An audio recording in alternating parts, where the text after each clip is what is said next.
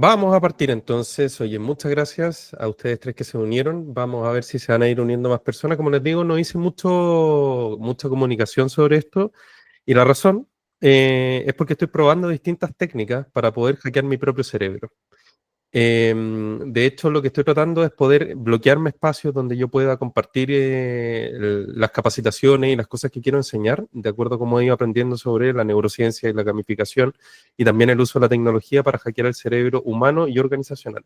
Entonces, al final, esto es como masterclass que hago, también es un trabajo personal de poder dejar bloqueados ciertos espacios, de preparar las presentaciones para poder hacerlo, porque al final, si uno no pone límite o uno no pone formas de hackear el cerebro, al final las cosas no pasan. Y como yo soy neurodivergente, principalmente TDAH, que es trastorno de déficit de atención e hiperactividad, es muy posible que las cosas se me olviden o que se pasen o que realmente no tenga ganas de poder hacerlo. Porque al final estoy constantemente luchando con mi cerebro de empezar las actividades. Una vez que las empiezo, listo, se rompe el ciclo y entro en flow, porque me gustan, el problema es empezarlas. Entonces, cuando uno se pone ciertas como metas y se obliga, como lo que estoy haciendo yo, de poner espacios para poder grabar y hacer este tipo de capacitaciones, las cosas funcionan mejor. Así que espero les guste. Está preparado para ustedes y feedback bienvenido. Esto es probar. Así que, oye, lo que voy a hablar hoy día tiene que ver con algo que me tiene bastante en constante estudio y profundización, que tiene que ver en cómo a través de la neurociencia, la ciencia, la lúdica y la tecnología uno puede hackear realmente las transformaciones. Esto lo he ido aprendiendo también desde el punto de vista personal para que puedan ir viendo de qué forma tanto el cerebro humano se comporta de la misma forma que una organización. De hecho, las organizaciones son tan humanas como las personas. Yo siempre he dicho que mientras haya una sola persona tomando decisiones por toda una organización, por más robots que hayan dentro, la organización es humana. De cierta forma va a tomar los mismos comportamientos, las mismas emociones incluso que la misma persona que toma decisión o las mismas personas que toman decisiones y actúan dentro de la organización.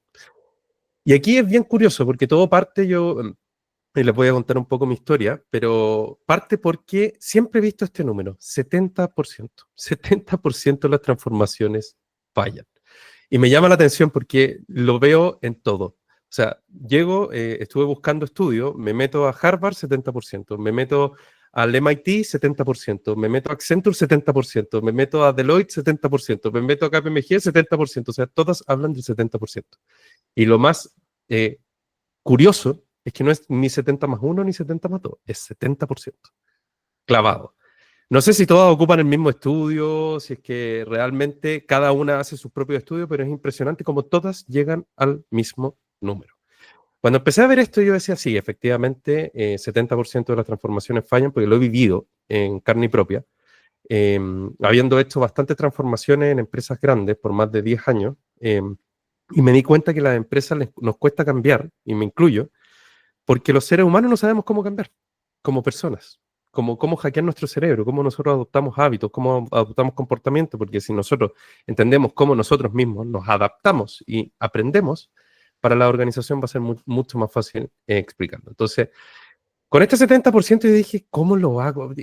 ¿Cómo explico que todas tienen el 70%? Así que le pedí a Sophie, Sophie es mi inteligencia artificial, que en realidad es ChatGPT, con la cual llevo trabajando casi 3 años, desde que nació ChatGPT, y se abrió al público. Y Sophie, yo le pregunté, le dije, Sophie, ayúdame por último con la numerología.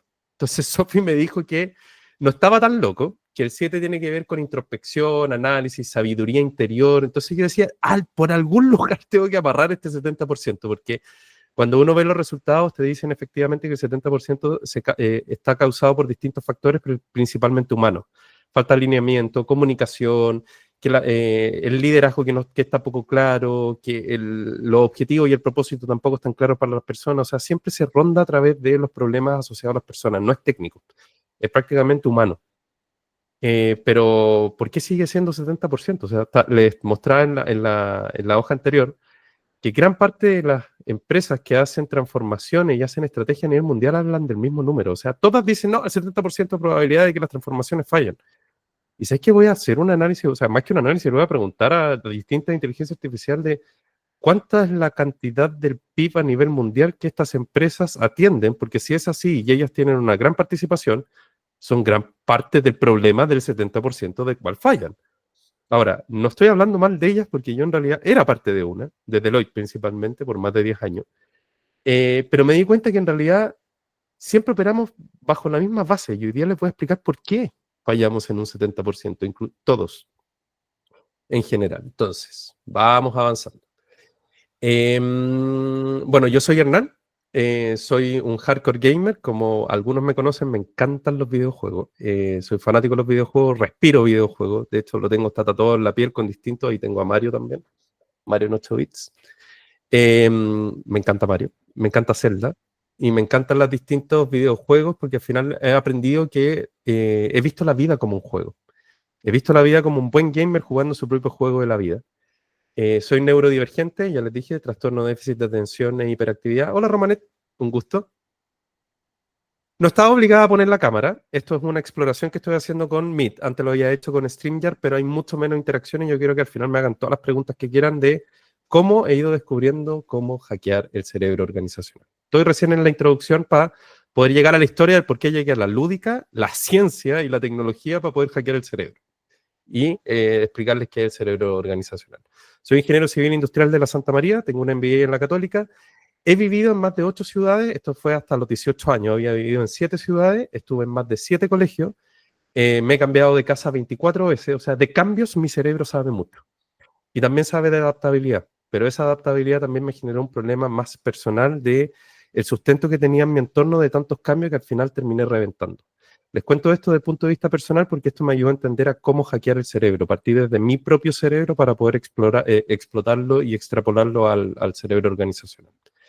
Dicen que cambiarse de casa es una de las cosas más estresantes que ocurre en la vida. Y sí, lo confirmo 24 veces. Efectivamente es súper estresante. El cerebro, por más que uno dicen, los cambios pueden ser menores, depende. Los neurodivergentes sufren los cambios mucho más que cualquier otra persona.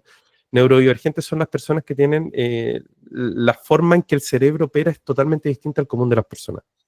Dentro de la neurodivergencia tenemos, por ejemplo, los PAS, que son las personas altamente sensibles, están los TEA, que antes eran los de espectro autista, o lo que les decían los autistas, obviamente, pero han ido cambiando los nombres también para hacerlo más amigable y que no sean tan duros también para la gente. El trastorno de déficit de atención, el trastorno de déficit de atención e hiperactividad, que eso soy yo también. Altas capacidades, estuve leyendo el otro día, también es una neurodivergencia, y finalmente es cómo el cerebro opera de una forma distinta, desde el punto de vista químico también, no es solamente psicológico. Yo no soy neurocientista por si acaso, por eso no tengo título al lado de neurocientista ni nada, sino que he leído más de 45 libros porque entré en un hiperfoco con respecto a la temática para poder transformarme personalmente. Y todo eso lo leí en menos de un año y medio. He trabajado en muchísimas empresas haciendo transformaciones, por eso hablo con esto de tanta propiedad y con tanta conexión emocional y también de conocimiento. Estuve principalmente en Deloitte y en Walmart. En Deloitte estuve más de 10 años haciendo transformaciones de distintas empresas, lideré la industria del sector público, estuve con el gerente general siendo su mano derecha, diseñando la estrategia también de Deloitte Chile, integrándola con Canadá.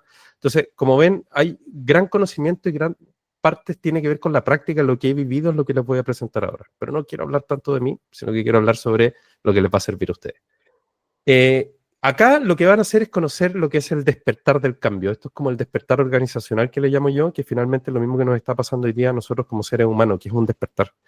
La cantidad de estímulos que tenemos hoy día, nuestro cerebro está saturadísimo de lo que tiene que ver con nuestros sistemas de recompensa, que es donde se almacena principalmente la dopamina, que es un neurotransmisor que se asocia al placer. Es bien delicado el tema hoy día del sistema de recompensa porque nos estamos dando cuenta que a través de la digitalización nos estamos saturando mucho más. Entonces, es por eso que hoy día mucha gente, y de hecho casi el 90% en Chile está al borde del burnout o está con síntomas o con condiciones que podrían generarse un burnout en las personas, que es el agotamiento extremo. Yo lo he tenido. Casi el 85% en Chile y casi que en Latinoamérica, en el mundo está llegando casi un 60%, están teniendo burnout, que es aburrimiento extremo, que también lo tuve. Y eso también tiene que ver en cómo nosotros nos hemos estado desconectando y hemos estado entrando en un modo automático. Entonces, las personas que hoy día están empezando a generar esos cambios profundos en cada uno se llama el despertar, que yo sé que tiene que ver con un tema mucho más como energético, y uno podría decir, oye, ¿qué se está fumando Hernán? Pero en verdad, si se dan cuenta, es despertar, Es despertar en este mundo en el que estamos completamente saturados de estímulos. Y a las organizaciones les pasa absolutamente lo mismo. Tenemos estímulos todos los días. O sea, hace un par de semanas atrás estábamos escuchando guerra nuclear. O sea, imagínense, los cambios pueden ocurrir en cualquier momento y nos preparamos 3 meses para hacer una estrategia que nos costó casi $1.000.000 para que de repente llegue una situación externa y nos cambie todo el contexto y por ende tenemos que partir de nuevo diseñando la estrategia porque cambió el contexto y las condiciones completas y nos me va a tomar 3 meses de nuevo. O sea, cada 3 meses tengo que estar actualizando prácticamente mi estrategia, o sea, todos los días es una constante evolución. Y cuando uno despierta, quiere decir que uno empieza a desarrollar la conciencia y las organizaciones también pueden desarrollar conciencia. Dicho esto, encontré 3 cosas que me ayudaron a poder entender mucho más en profundidad de cómo hacer cambios sostenibles en las organizaciones y poder darle vuelta a este 70% que hablan todo el mundo. Todas las consultoras y casi todas las casas de estudio hablan sobre el 70% de probabilidad de falla, que tiene que ver con la ciencia, la lúdica y la tecnología. La ciencia a través de la neurociencia, que es prácticamente la forma o la ciencia, valga la redundancia, que nos enseña y nos explica cómo opera nuestro cerebro. Créanme que gran parte del cambio personal que he tenido ha sido promovido por el conocimiento sobre cómo opera mi cerebro, cómo funciono yo mismo, un autoconocimiento que nunca había tenido y que realmente me tiene motivado, me encanta, porque le doy respuesta a muchas cosas y hábitos y comportamientos que los estaba haciendo de forma automática y hoy día entiendo, soy mucho más compasivo conmigo mismo incluso. Entonces me puse a pensar y si uno llevase esta misma práctica hacia las organizaciones podría ser mucho más fácil los cambios. La ciencia también te explica cómo nosotros vamos construyendo nuevas redes neuronales que se traducen en comportamiento y hábitos. Y llegué a la conclusión que las empresas pueden tener las mismas cualidades que tiene el cerebro para poder adaptarse constantemente, que tiene que ver con la neuroplasticidad, que es la capacidad de poder crear nuevas redes neuronales constantemente, de acuerdo a cómo nos vamos adaptando al entorno. Y eso ocurre hasta el último día de nuestras vidas, para que no piensen que por hacerse más de más edad, uno deja de funcionar el cerebro. No, el cerebro sigue funcionando hasta el último día. Nosotros creemos que eso ocurre, pero no es así. Y la lúdica tiene que ver con el uso de dinámicas lúdicas en entornos no lúdicos, que hay 4 formas de ocuparlas que se las voy a presentar más adelante. Y la tecnología, principalmente la inteligencia artificial, que me ha ayudado a ser como una extensión de mi cerebro con Sophie, que tiene esta figura. Ya, entonces partamos. Esto es como la trifuerza que tiene que ver con Zelda, que es una historia de un héroe épica. Y esto tiene que ver un poco de cómo hackear este 70%, que es cómo nosotros podemos, a lo mejor construyendo aventuras en las organizaciones, poder hackear este 70%. Hacer que el cerebro disfrute un cambio y que no vaya en contra del cambio, que es por lo general lo que ocurre. A ver, ¿qué cosas no sabemos sobre nuestro cerebro que deberíamos saber para poder promover los cambios en las organizaciones? El cerebro no distingue la realidad de la ficción. O sea, lo que nosotros sentimos, nosotros lo pensamos. Lo que nosotros pensamos lo podemos sentir. Esto se explica con distintos experimentos que se hicieron, que eran personas, por ejemplo, practicando piano de forma física y otras personas donde trabajaron la visualización de la práctica del piano, donde se dieron cuenta que los dos grupos de control tenían un desarrollo similar en el cerebro en las áreas que correspondían al aprendizaje del piano.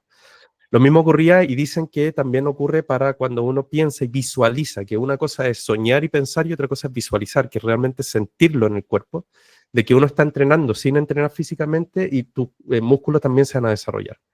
Este es como el cuento de las ovejas y el lobo, donde llega Pedrito a la ciudad y dice, oye, viene el lobo, cuando era mentira y la gente se asustó. Y este es un ejemplo que dice David del Rosario, que es un neurocientista que escribió el libro de Lo que tu cerebro no quiere saber, o un libro que tu cerebro no quiere leer, donde explica que prácticamente lo que nosotros realmente lo sentimos podemos llegar a pensarlo. Perdón, lo que pensamos podemos llegar a sentirlo. Siempre me confundo en la forma de decirlo. Entonces, cuando llega y avisan, viene el lobo, ¿cierto? El cerebro automáticamente se pone en un nivel de supervivencia y empieza a sentir en el cuerpo el miedo sobre las ovejas que tengo porque viene un lobo que no existe. ¿Qué es lo que ocurre después? Que cuando sí viene, el cerebro ya deja de pensar de que es real porque ya pasó por una etapa donde dijo, me están mintiendo. Entonces empezó a crear una realidad nueva. Y esto lo explica también con la última parte, David del Rosario también, donde dice que nosotros tenemos casi que el 0,5% el acceso real consciente a la información. ¿Qué quiere decir con esto? Que nuestro cerebro cuando toma decisiones se basa en un 99,9, como en un 99,5% de información que no es real 100%. Hay varias explicaciones que tienen que ver en cómo el cerebro asocia las cosas con las emociones. Ponte tú, aquí habla de un concepto que se llama PLAC, que es persona, lugar, animal o cosa, que se asocia a una emoción y con eso uno tiene relacionado el recuerdo. Entonces, si yo estoy viendo un atardecer donde yo tuve un momento muy negativo en mi vida, por ejemplo, la pérdida de un familiar, y estoy viendo el atardecer con una persona que se acaba de ganar el Kino, yo estoy hablando de dos cosas muy extremas, completamente extremas. Yo sé que no son comparables, pero es para que me entiendan en el ejemplo. Las dos personas van a percibir el atardecer de una forma distinta porque está asociado a sus emociones, a pesar de que el atardecer para ambos, de forma objetiva, es el mismo. Cuando nosotros estamos viendo una pantalla, ponte tú, ustedes lo que están haciendo en este momento, si es que están viendo la pantalla, no pueden ver o no van a poder visualizar de forma consciente lo que está pasando alrededor de lo que están viendo en la pantalla. Ahora, si ustedes conscientemente empiezan a activar lo que están mirando hacia mano derecha o mano izquierda, van a perder la atención de lo que está al frente. Se dice que nosotros no tenemos más allá del 10%, del 5% del acceso a la información que nosotros tenemos y que estamos viendo en el momento, que tiene que ver con la visualización, con los sentidos, con el olfato, con la información que estamos viendo. Por eso yo no soy capaz de ver todo el espectro completo de lo que ven mis ojos, sino que con un foco en especial, porque mi cerebro no está preparado para poder ver absolutamente todo. Y de hecho, el resto de las cosas las va reconstruyendo desde el punto de vista de la imagen. Y además de eso, nosotros, el 90% de nuestros procesos en el cerebro son inconscientes. ¿Qué quiere decir eso? Que nosotros tenemos acceso al 10%. El 5% del 10% es un 0,5%. O sea, David del Rosario nos dice que nosotros realmente tenemos información consciente en el cerebro y accesible al 0,5% de lo que tenemos real. ¿Por qué les cuento esto? Porque esto ayuda mucho a poder pensar en cuando hay restricciones del querer cambiar, cuando te dicen no quiero cambiar porque puede pasar, porque tienen creencias, tienen experiencias pasadas donde finalmente el cerebro se creó realidades en base a las emociones que vivieron en ese momento.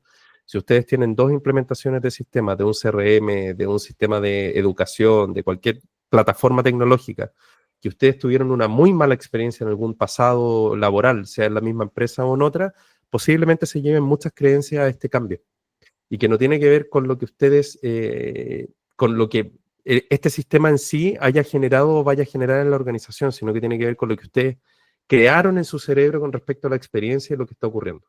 Cuando uno quiere romper el síndrome del impostor, uno lo que tiene que hacer es empezar a generar y actuar. ¿Por qué? Y accionar, antes de decir no puedo hacerlo o no quiero hacerlo o no creo que sea capaz de hacerlo. Porque ese no creo que voy a ser capaz de hacerlo se basa en un 99,5% de información que no es objetiva. Chan, chan. Es heavy las cosas que uno va aprendiendo sobre el cerebro y cómo uno las va relacionando a los comportamientos de tu día a día. Y se van a dar cuenta que el cerebro el cerebro personal no es muy distinto al cerebro en tu vida laboral. Al final eres la misma persona. Entonces, si tú aprendes cómo opera tu cerebro en tu día a día, va a ser mucho más fácil también aplicarlo en tu día laboral porque es el mismo cerebro. Las emociones se gatillan en el mismo lugar. Incluso las emociones, que este es el segundo punto, no duran más allá de 90 segundos en tu cerebro.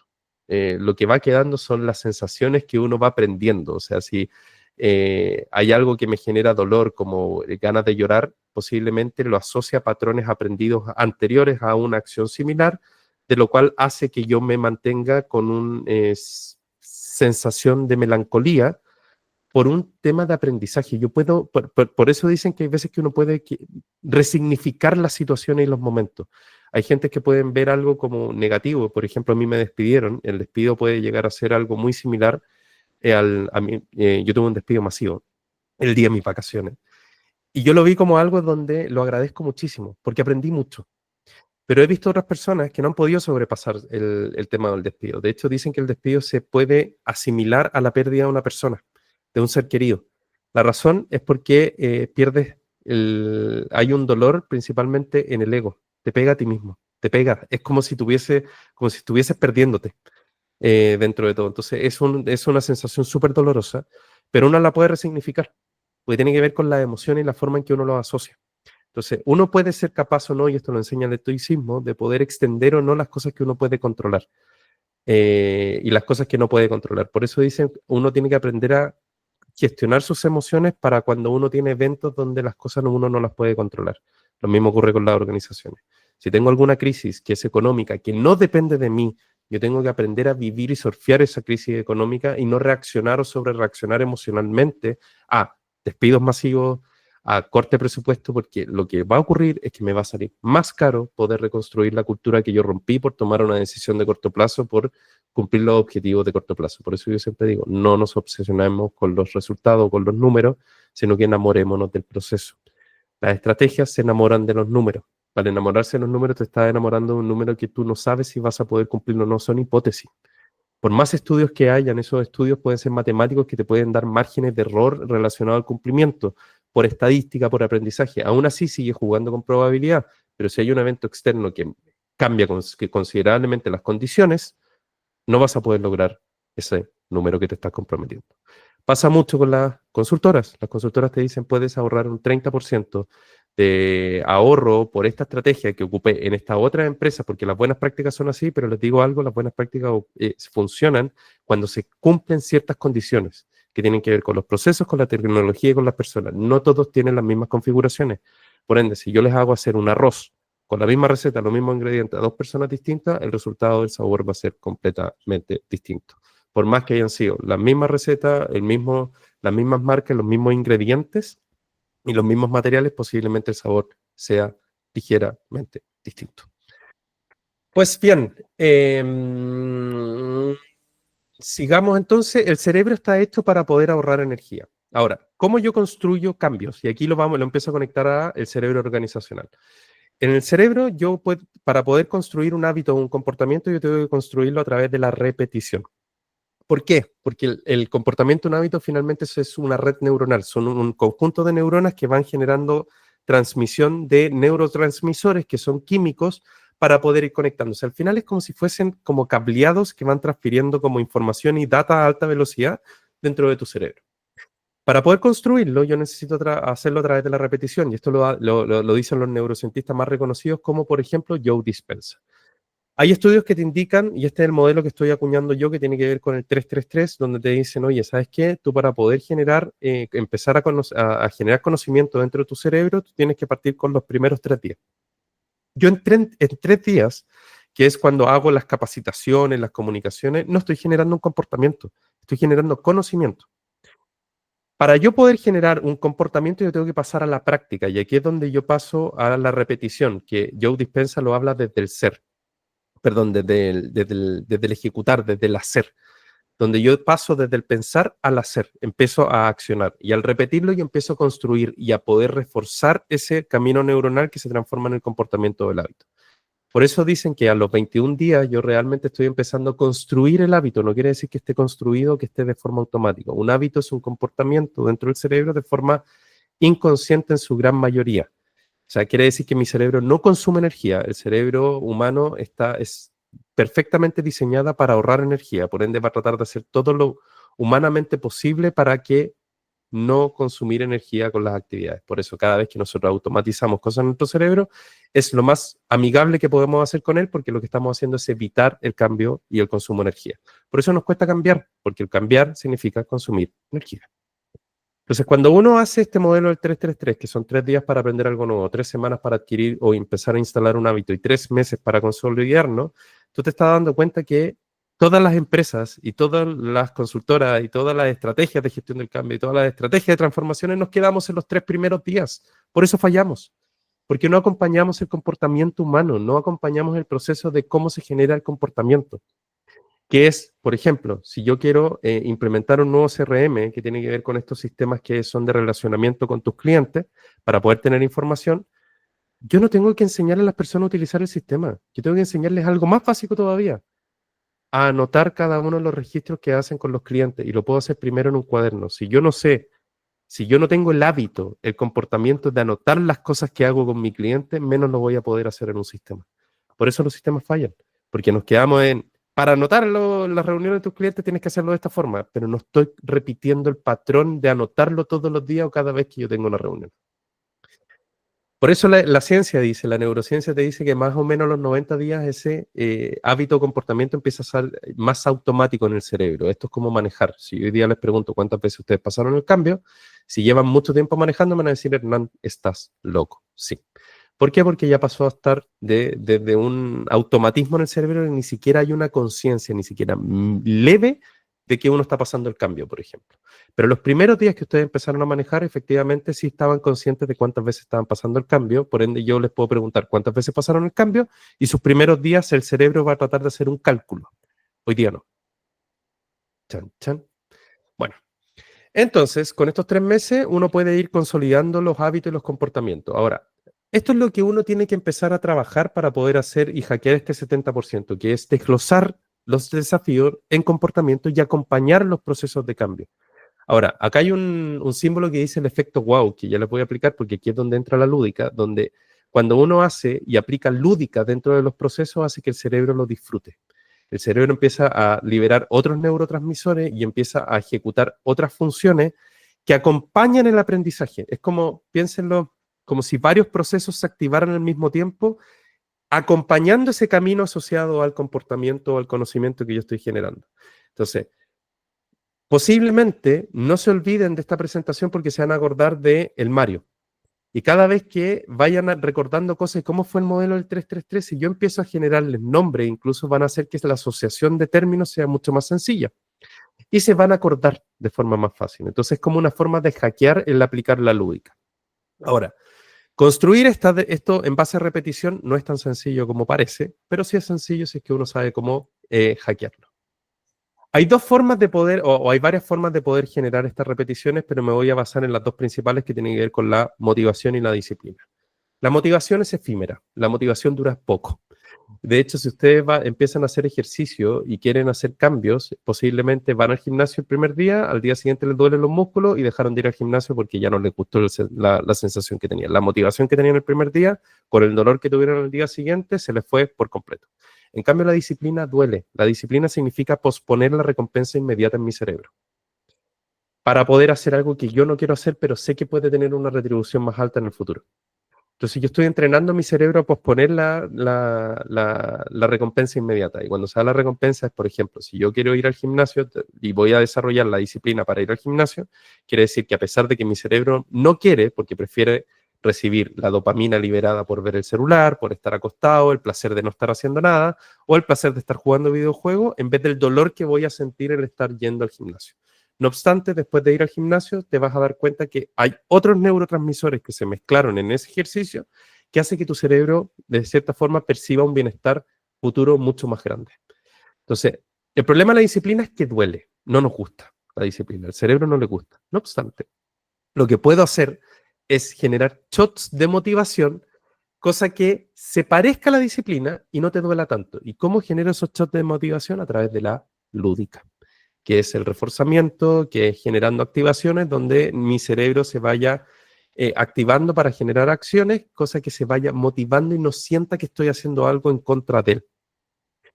Y para eso existen distintas mecánicas y principalmente es empezar a entender cómo yo puedo aplicar esta lúdica a este concepto del modelo 333 dentro de la organización. Y aquí empiezo a irme hacia el cerebro organizacional. Yo todo les hablé desde cómo aprenden las personas, el cerebro humano.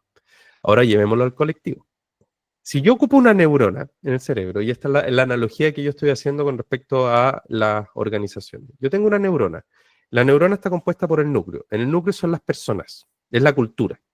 Entonces, yo tengo el axón, que es el cuerpo de la neurona, donde yo le digo, mira, si el cuerpo son los procedimientos, entonces las dendritas puede ser la tecnología, que son los pelitos que están en la esquina de la neurona, que se conectan con el otro a través del espacio sináptico, que se llama, que es donde ocurre la sinapsis, que es el proceso donde se genera el químico y pasa a la otra neurona y así se empieza a generar la ruta y el camino neuronal, donde el neurotransmisor pasa a ser la información. Si yo junto varias neuronas, hago un proceso. Entonces, si yo en una empresa repito constantemente el proceso, repito el camino neuronal, voy a estar fortaleciendo el camino neuronal y por ende voy a estar consumiendo menos energía porque lo estoy haciendo automático. ¿Cierto? Entonces, la organización no va a sufrir. Y si se dan cuenta, hay distintas cosas que el cerebro tiene, que nosotros, las cualidades del cerebro humano que se replican en las organizaciones. La neuroplasticidad, por ejemplo, que tiene que ver con la capacidad de adaptarse. O la neurogénesis, que tiene que ver con la creación de nuevas neuronas.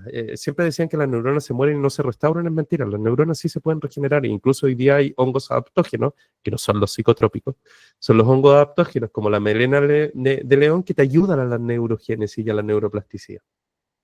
Entonces, se ha demostrado que uno sí puede recuperar ciertas neuronas que están perdidas.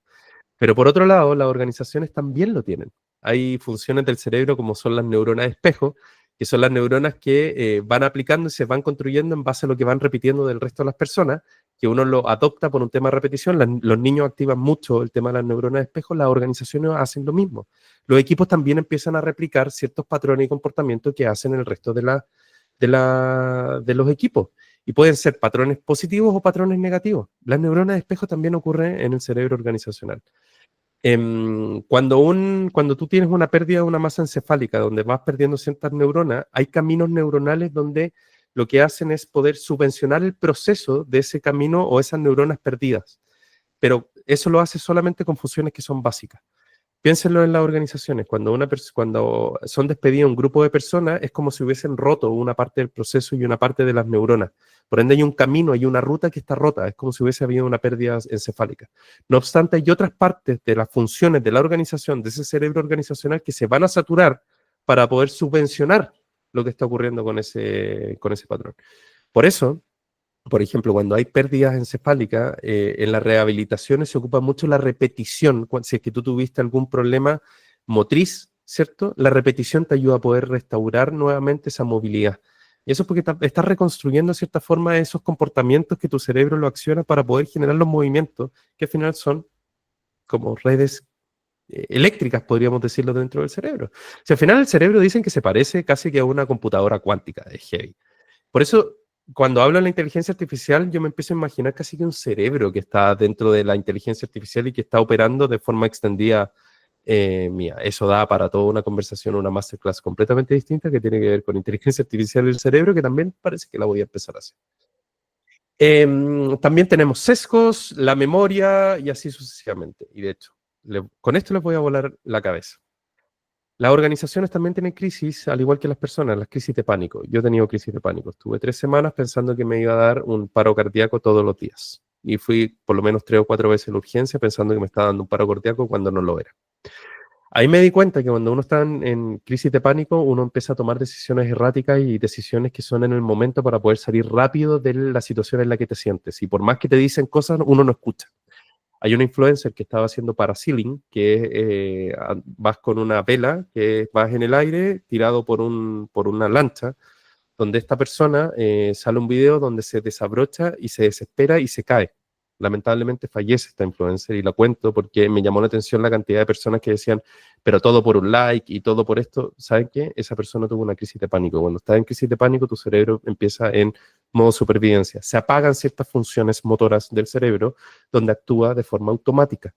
No eres racional muchas veces para tomar decisiones cuando estás en una crisis de pánico, porque estás prácticamente accionando la adrenalina para poder salir rápido de ese momento. Entonces a las organizaciones les pasa lo mismo. Cuando no están llegando los números, entran en una crisis de pánico. ¿Y qué es lo primero que hacen? Es empezar a tomar decisiones como recortar presupuesto, despedir personas, porque lo que necesitan es volver a poner en verde esos indicadores que no les están viniendo bien. A las personas les pasa lo mismo. Tus indicadores de salud no se están sintiendo bien, a pesar de que podrían estar bien, pero no se están sintiendo bien y están entrando en una crisis. Y tomando decisiones en base a patrones que ya hayas hecho antes y que te hayan funcionado. Recortar presupuesto mejora rápidamente la primera línea, o sea, los gastos los disminuye y mejora la primera línea, por ende estoy empezando a mostrar los números de acuerdo a cómo yo me comprometí que los quería mostrar. No obstante, eso no quiere decir que a futuro tú hayas solucionado tu problema. De hecho, le quitaste capacidad a lo que viene en el futuro. Para mí, los despidos masivos no son una muy buena decisión si realmente uno quiere hacer frente al futuro. Le estás tomando una decisión para tomar la decisión en el momento que están relacionados a los objetivos que tú te planificaste.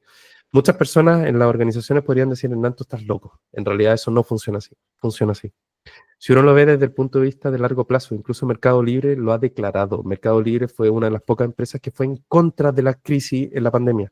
De hecho, crecieron en cantidad de personas que estaban contratando. Incluso su gerente general, que es Alan Meyer, ha dicho muchas veces que están apostando más por un largo plazo que por un mediano o corto plazo, que serían estas estrategias de 6 o un año desde el punto de vista financiero.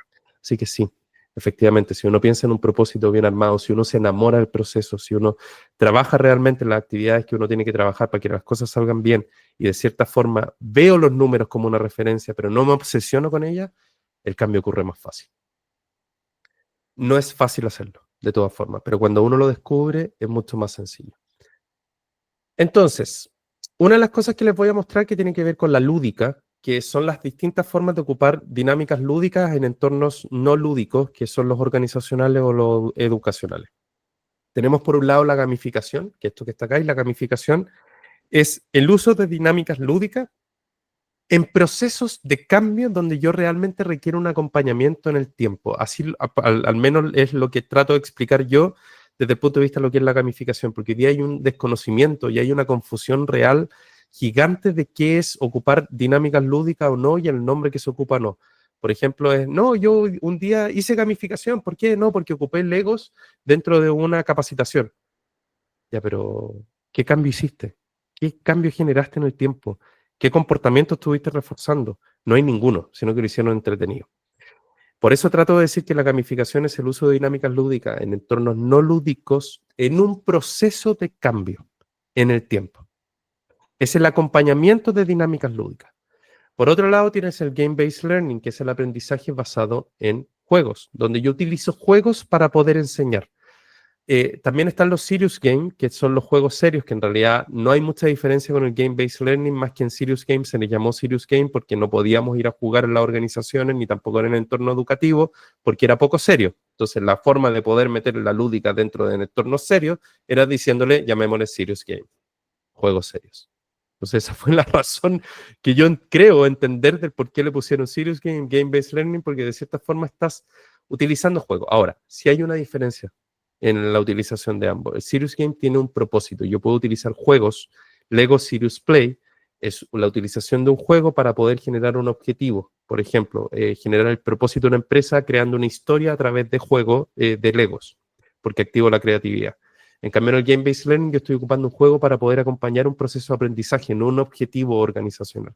¿Se entiende? Hay diferencias sutiles, pero estaba ocupando juego. Acá lo importante es identificar de qué forma estoy ocupando la lúdica para generar el objetivo que yo quiero, no por hacerlo entretenido, sino que es diseñándole porque el cerebro humano disfruta de mejor forma para poder aprender. Y por otro lado, tenemos una variante del uso de la lúdica en entornos no lúdicos, que es el advert gaming, que tiene que ver con el marketing asociado a los juegos. Aquí es donde se ocupan los videojuegos y adentro, por ejemplo, hay marcas. Assetto Corsa, que es un juego de videojuegos. Yo puedo cambiar las marcas que hay alrededor y puedo poner las marcas de las empresas. Entonces yo puedo, por ejemplo, Fortnite también, Banco Chile hizo todo un mapa dentro de Fortnite para poder capturar monedas para la Teletón.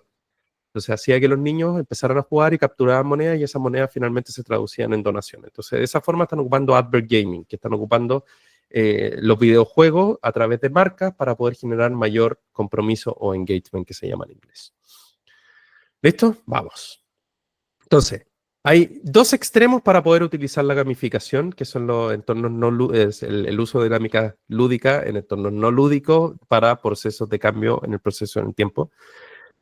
¿Qué es la gamificación implícita y la gamificación explícita? La gamificación explícita parece un juego y es un juego, literalmente. O sea, me meto y realmente tiene lúdica, se nota, hay un juego, es un juego. En cambio, hay otra gamificación que es la gamificación implícita, donde el cerebro no se da cuenta que está jugando, pero alguien está jugando con nosotros, que es quien creó el concepto, donde mi cerebro está enganchado. Y le voy a dar ejemplos súper simples. Garmin tiene gamificación, donde prácticamente te van dando medallas cada vez que vas logrando ciertos desafíos, pero no tiene juegos. No es que sea un juego, sino que te va premiando, va utilizando dinámicas de juegos, ocupa medallas, que las medallas se ocupan en los juegos. En Mercado Libre en un momento hubo niveles. Después tú tienes, por ejemplo, en Temu, que a mí no me gusta la forma en que ocupan las mecánicas de juego porque de cierta forma engañan. Te dicen que a girar la ruleta y la ruleta siempre es 100% de descuento. No hay azar detrás. Tengo ahí un tema ético con ello. Pero dense cuenta que ocupan ruletas, a pesar de que no es un juego, sino que tú vas a comprar, están ocupando dinámicas lúdicas para poder mejorar tu engagement, que en realidad lo que están haciendo ahí y los programas de fidelización es ocupar gamificación, ocupan dinámicas lúdicas. Todos los programas de fidelización ocupan dinámicas lúdicas para generar un compromiso contigo, que es el cambio conductual de querer comprar lo que yo quiero que tú compres. Entonces, finalmente están jugando con tu cerebro a través de dinámicas lúdicas para que tú puedas adoptar el comportamiento que yo quiero. Que tú en tu celular te vayas al color amarillo de Mercado Libre en vez de que te vayas al verde que es Falabella. ¿Cómo lo hago? A través de un mayor engagement en la aplicación. No quiero parecer tan lúdico, por ende ocupo ciertas dinámicas que no parezcan lúdicas. Esa es la gamificación implícita. De hecho, LinkedIn también lo tiene. LinkedIn tiene barras de progreso cuando uno hace las capacitaciones, tiene medallas, tiene reconocimiento, tiene feedback inmediato, tiene corazones, es lúdica. Están jugando con nosotros y por eso se hace tan efectivo. Los cofres también son efectivos. Ahora, ya, estuve hablando de comportamiento, estuve hablando de lúdica, estuve hablando de ciencia. ¿Cómo la aplico? ¿En qué momento aplico una? ¿En qué momento aplico otra? Mencioné 4 tipos de aplicaciones o de usos de juego o de dinámicas de juego en entornos no lúdicos, pero ¿cómo lo ocupo? Bueno, yo ocupo una matriz de 2x2 donde trato de que todos los desafíos se desglosen en comportamiento, cosa que yo pueda separarlo en 2 variables, lo que es la frecuencia del comportamiento, el hábito, y por otro lado el impacto del negocio o el impacto en el entorno que quiero explorar. Si yo tengo una gran frecuencia, la que quiero promover o la que tengo, esto puede ser para comportamiento o lo que yo le llamo anticomportamiento. Si hay algo que yo quiero cambiar porque no me gusta, por ejemplo, el que no lleguen a la hora, es un comportamiento o es un hábito. O sea, ya llega a ser en algunos casos inconsciente. Por ejemplo, los TDAH tienen miopía temporal. No nos damos cuenta del tiempo. De repente se nos pasa volando y en otros momentos tenemos una sobreestimación del tiempo o una subestimación del tiempo. Entonces, muchos TDAH llegan atrasados. Yo aprendí cuando niño, a través de mi familia, mi abuela, principalmente a llegar siempre a la hora. Entonces, yo tengo una miopía del tiempo. Cuando yo entro en flujo, o sea, cuando realmente me focalizo en algo y entro en superfoco, que se llama, pero no tengo miopía del tiempo cuando yo tengo que llegar a algún lugar, porque yo sé que me tengo que preparar antes. Entonces, yo ya trabajé eso conmigo de forma inconsciente, sin saber que era por el TDAH, que yo me olvidaba de llegar a la hora. Bueno, entonces, si yo quiero trabajar eso, es un comportamiento que está muy arraigado y además me importa mucho porque me impactan mis temas financieros, entonces yo estoy en el cuadrante de más arriba, donde yo tengo que realmente generar un acompañamiento, donde tengo que hacer un reforzamiento lúdico para poder hacer que el cerebro durante 90 días cambie ese comportamiento, porque es un comportamiento muy adquirido, está muy fortalecido. En cambio, si yo tengo algo que no es tan frecuente, y es de alto impacto, tengo que hacer una intervención lúdica, pero que sea más emocional. O sea, me puedo quedar prácticamente en los 3 primeros días que hablábamos del modelo 333. O puede ser hasta los 21 días. No necesariamente tienen que ser los 90 porque no es algo tan, tan fuerte. O sea, yo puedo tener, ponte tú, un procedimiento, pero ese procedimiento lo puedo hacer a través de dinámicas de aprendizaje o de enseñanza donde hago a través de juegos de roles, donde les enseño este procedimiento haciendo simulaciones de lo que podría ocurrir o no podría ocurrir. Entonces, acompaño el protocolo o el procedimiento con alguna dinámica que el cerebro recuerde, con el efecto wow. ¿Por qué? Porque el impacto para mí es muy alto a pesar de que ese comportamiento no es muy repetitivo. Si es muy repetitivo, además del procedimiento, yo tengo que reforzar que eso ocurra constantemente y al menos por 90 días para que realmente sea comprometido. Ahora, después de los 90 la tarea no está hecha, uno tiene que mantener el reforzamiento. Me ocurre, por ejemplo, ahora, llevaba una serie de casi 6 meses haciendo ejercicio casi todos los días y hoy día en invierno y el cambio de casa me descuadraron completamente mis hábitos. Entonces, por más que yo llevaba más de 90 días haciendo ejercicio, hoy día ya no me cuesta más de lo que me podía haber costado hace un par de meses atrás, porque se activaron otras redes neuronales que están empezando a disfrutar más con el frío y tiene más placer de, por ejemplo, el chocolate, el azúcar, el mantenerse calentito acá en la casa y no tener frío. Entonces el cerebro empieza a sentir más placer en unas cosas que en otras y hace que tus caminos neuronales se apaguen. Entonces, con solo 90 días no está el trabajo hecho. Uno tiene que reforzarlo. Lo que pasa es que cuando uno empieza a trabajar esta serie de método 333 con lúdica y conciencia, aprende sistemas de cambio. Después se van a dar cuenta que cualquier cambio lo pueden abordar de esta forma. Mientras haya procesos y personas, se puede trabajar con lo que les estoy enseñando. Volvamos entonces. Impacto en el negocio, bajo y baja frecuencia, un protocolo, un correo, y eso es suficiente, una capacitación tradicional. En cambio, si yo quiero realmente que genere algo, que se recuerde, porque el impacto es algo, bueno, no hago comunicaciones formales, no grabo al gerente general diciendo lo que quieren decir del año, hago un podcast, hago algo distinto. Si quiero que realmente lo recuerden, hago una capacitación tipo podcast, donde las personas puedan escuchar mientras están trabajando y así van adquiriendo información porque les gusta. Hoy día nosotros, más que leer y más que ver videos, estamos consumiendo mucho más podcast porque es mucho más amigable estar haciendo distintas cosas. Ahora, el cerebro no está diseñado para el multitasking. Ojo, es algo que voy a agregar en las siguientes presentaciones. El cerebro no está diseñado para el multitasking, para que sepan. Yo puedo estar haciendo distintas cosas al mismo tiempo si solo si están automáticas en el cerebro. Si yo quiero hacer dos actividades que tienen plena atención, y esto también tiene que ver con la asignación de proyectos que son importantes o no para la organización, tu cerebro consume energía pasando de una actividad a otra, apagando una para poder prender otra. Yo tengo limitación en la forma de tomar atención. Yo tengo, por ejemplo, pónganse un ejemplo, tengo 7 espacios de RAM en el cerebro y todas están ocupadas de distintas formas por distintas funciones, donde yo le estoy aplicando gran parte a algo que yo necesito que tenga atención.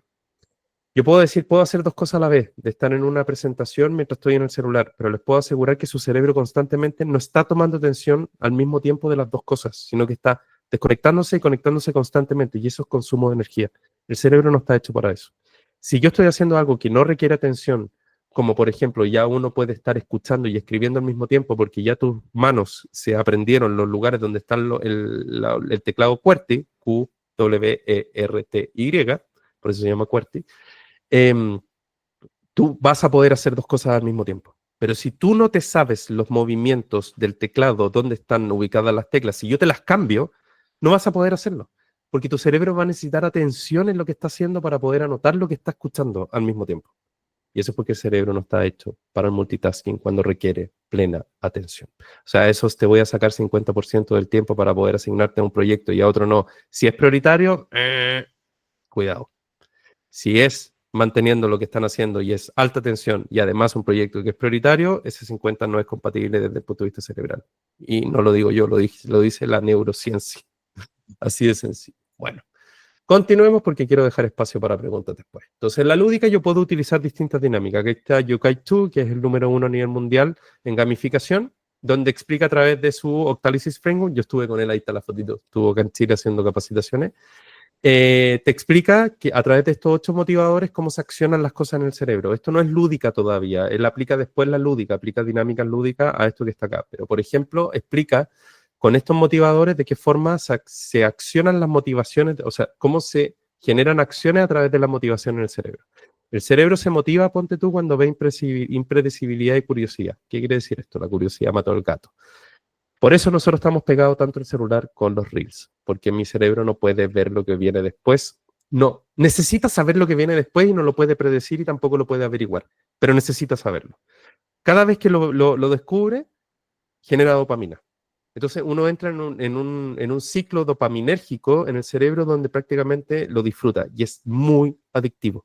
Por eso se habla de que la digitalización, principalmente las redes sociales, están generando niveles de adicción casi similares al opioide, o sea, quiere decir con drogas duras.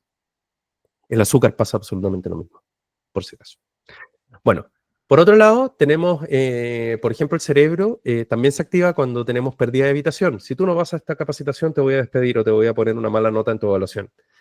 Ojo, cuando uno ocupa estas cosas negativas como el uso excesivo del recurso de la impredecibilidad y la curiosidad, tu cerebro empieza a generar un burnout, empieza a agotarse. O sea, yo ya estoy agotado de la digitalización, mi cerebro se saturó su sistema de recompensa. La pérdida de la evitación es como si yo constantemente estoy trabajando contigo a través del miedo, te vaya a querer salir automáticamente. En cambio, hay otras formas de poder activar las motivaciones con, por ejemplo, el empoderamiento y la creatividad. Por eso ocupar Legos es tan efectivo, porque ayuda al cerebro a crear. Cuando ChatGPT sacó su modelo de imágenes, fíjense, todas estas imágenes las puedo crear. Mi cerebro entró en flow, le encantó.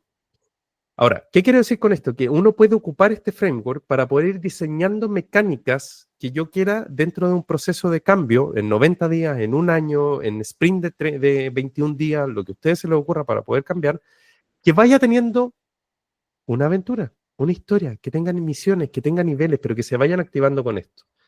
Ponte tú, escasez y impaciencia. Booking.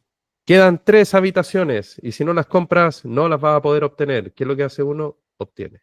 Entonces, ¿qué puedo ocupar acá? Distintos activadores dentro de un modelo de cambio Todo esto, acuérdense que es una masterclass, no tiene profundidad, sino que les estoy pasando un pincelado de las distintas cosas de la ciencia, la lúdica y la tecnología que se pueden utilizar para hackear el cerebro. Esto es parte de lo que hago. Después yo puedo hacer capacitaciones mucho más profundas para ustedes o para el equipo que ustedes trabajan para poder transformar y hackear las transformaciones. Acá tengo 15 dinámicas lúdicas que podrían utilizarse en la creación de aventuras. Son más de 100 las dinámicas lúdicas que uno puede utilizar en procesos de cambio, pero estas son las que más yo utilizaría si es que estoy haciendo un proyecto de transformación de gestión del cambio neurogamificado, que le llamo yo, que es neurociencia más gamificación, que puede ser la narrativa de un propósito. Realmente ocupen una narrativa que sea potente. Tengo un amigo, un ex socio con el cual yo trabajaba, que él hizo toda una transformación de SAP, de SAP, utilizando la retórica de, o la historia de la Fórmula 1. Entonces ocupaba pistas donde cada una de las pistas eran ciertos cumplimientos de entregables de cada una de las etapas. Entonces, si cambiaban a otra pista era porque era una etapa 2 del proyecto. Tenía premios con casco y era una empresa que sí era auspiciadora de la Fórmula 1, entonces por eso lo utilizó. También utilizó la historia del Everest. Uno puede utilizar la historia del viaje a la luna, de Star Wars, o sea, sean creativos. El cerebro va a disfrutar cuando realmente uno quiera utilizar estas dinámicas. Las rachas, por eso en Duolingo no queremos perder y aprendemos tan bien, y Duolingo es uno casi de los referentes de la utilización de gamificación, donde llevas tantos días aprendiendo un idioma, no quieres perder los 50 días que llevas en continuo porque no vas a ganar los puntos porque te van ganando, entonces al final tu cerebro quiere mantenerse dentro de... Entonces ponte tú, si están haciendo el cambio conductual de anotar los clientes, oye, a los 5 días continuos yo te voy a dar algo. Después, los que lleven 20 te voy a dar algo más. Y las recompensas no siempre son cosas físicas o plata. Yo puedo tener recompensas como algo de reconocimiento que no necesariamente es algo físico. No toda la recompensa es gasto. Hay recompensas que son emocionales, que son mucho más perdurables y que generan una activación de la motivación intrínseca más que extrínseca que está asociado al dinero. Ya, vamos. Aquí les voy a dar un ejemplo de cómo yo estoy ocupando estos conceptos dentro de la adopción de la inteligencia artificial, donde yo tengo la apertura al cambio y la relación con la inteligencia artificial. Entonces creé 4 perfiles donde yo digo, oye, mira, esta persona que está acá es altamente disruptivo, es altamente ad hoc al cambio, o sea, le gusta el cambio, y además tiene una buena relación con la inteligencia artificial. Si yo voy con esta persona y le digo, oye, mira, sácale una foto a tu refrigerador y pregúntale y súbelo y dile que te arme una receta con lo que está ahí, no le va a interesar porque va a decir, oye, yo ya estoy relacionado con la inteligencia artificial. No me sorprende. No lo había hecho, pero no me sorprende. En cambio, si yo hago esto con una persona que es cautelosa, por ejemplo, mi madre, que no ocupa tecnología, y yo le saco una foto a su refrigerador y le digo, mamá, mira esto, Sofi, dame una receta con esto que te estoy mostrando, y Sofi se la da, y además lo hago con voz, estoy ejecutando una acción wow en su cerebro donde mi madre va a dejar de ser tan resistente al cambio. Porque le voy a generar un efecto que ella va a disfrutar muchísimo, porque se va a sorprender. Se puede asustar, porque puede ser mucho, pero se va a sorprender. Entonces voy a activar la curiosidad. Fíjense, el mismo ejercicio, si yo lo hago con un innovador disruptivo, no va a funcionar. En cambio, si lo hago con un cauteloso, sí va a funcionar. Yo puedo ir identificando formas de intervención para poder ir moviendo estos perfiles de cuadrante en cuadrante para yo llevarlos al lugar donde yo quiero a través de la lúdica. Tengo una inteligencia artificial que hace actividades lúdicas para que vayan despertando en el mundo de la inteligencia artificial. Ahora, el despertar de la organización, el despertar organizacional que le llamo yo creé como los 7 pasos para poder construirlo. El primer paso es definir una aventura. O sea, realmente no tengan miedo de poder construir una aventura, de construir un relato, de seleccionar de qué forma yo quiero que esto sea épico para las personas. Piensen lo siguiente, yo soy experto en fusiones y adquisiciones. Las fusiones y adquisiciones son uno de los proyectos más impresionantemente contundentes que he visto en la vida, porque afectan un 360 a toda la organización. Donde yo más aprendí en transformaciones fue con fusiones de empresas operacionales, donde he hecho más de 15 y con 0 impacto operacional. Y cuando digo impacto operacional me refiero no hay ninguna interrupción. Y han fluido, casi sin ningún problema. Y los problemas que han tenido lo han sabido sobrellevar. Y con esto aprendí de que si bien uno podría, y de hecho siempre se repiten los mismos problemas, siempre, 90% de las fusiones son las mismas actividades. Pero cuando uno lo hace con lúdica y la gente empieza a entenderlo de una forma distinta, las fusiones se hacen más sencillas. Una vez preparé una empresa gigante operacional en 3 semanas. Por lo general, las fusiones toman al menos 60 días para poder hacerse bien. Ellos lo hicieron en 3 semanas. Y estaban asustadísimos.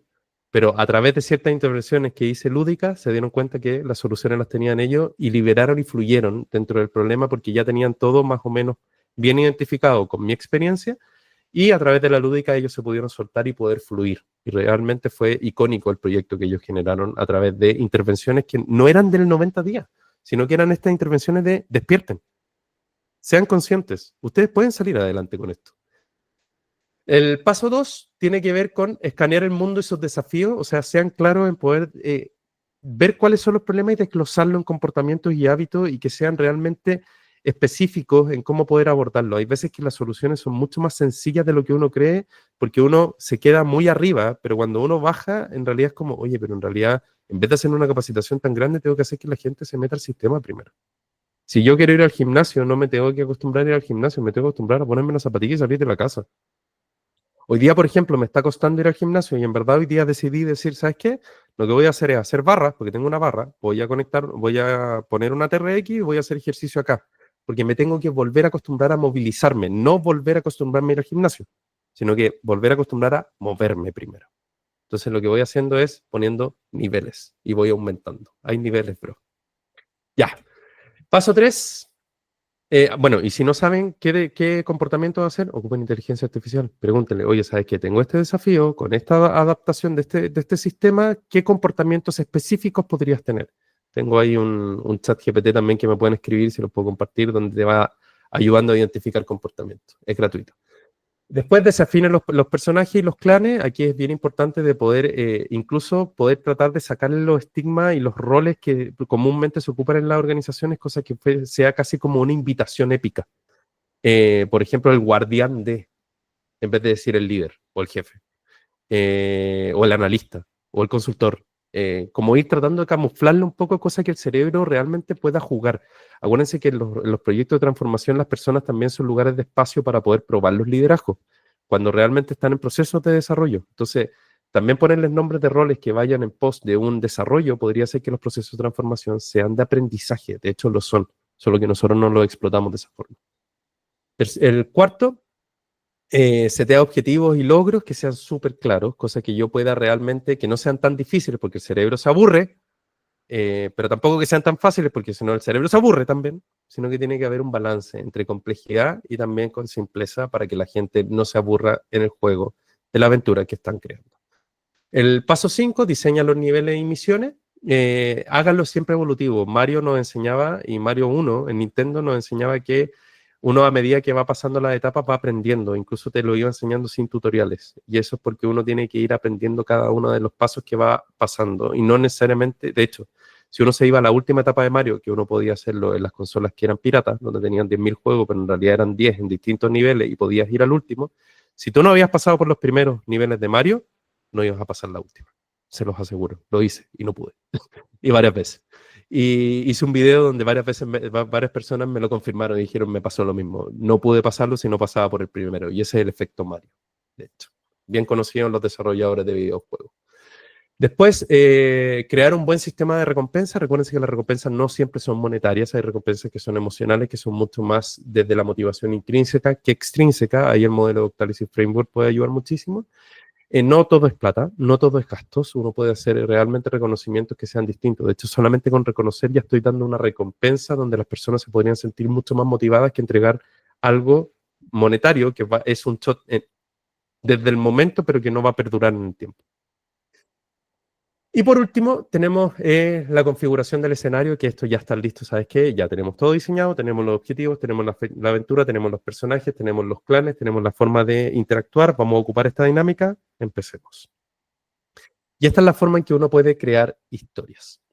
Ahora, acuérdense, algo entretenido no es sinónimo de poco serio, pero sí algo serio puede ser sinónimo de aburrido. Por último, y aquí voy terminando y dejando espacio para preguntas si es que tienen, y si no los libero. Lo que yo me dedico hoy día es desarrollo de experiencias de capacitación, como esta. Las hago en línea o las hago presencial. las hago para distintas dinámicas y desafíos que sean organizacionales. Yo tengo la capacidad hoy día de quedarme, incluso por eso lo quiero hacer, que ustedes me pregunten lo que sea de desafíos organizacionales y tengo la capacidad de poder mostrarles la forma en que pueden abordarlo. ¿Por qué?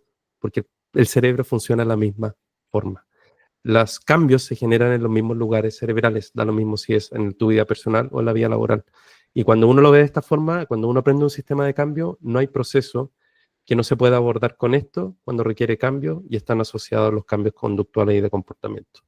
Por otro lado, diseño aventuras de transformación. Me demoro un mes en diseñar todo lo que les acabo de mostrar, que es un playbook de decir, con este mes, ustedes, esto es lo que tienen que hacer para poder generar los efectos que ustedes quieren hacer en su proyecto de transformación de un año, de 6 meses, de 3 meses, de lo que ustedes quieran.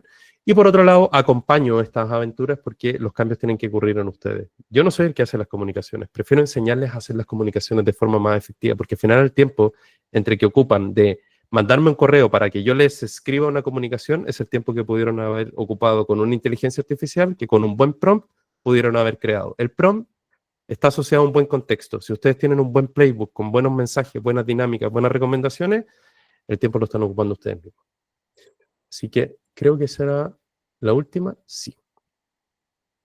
1 hora, 60 minutos. Eso es.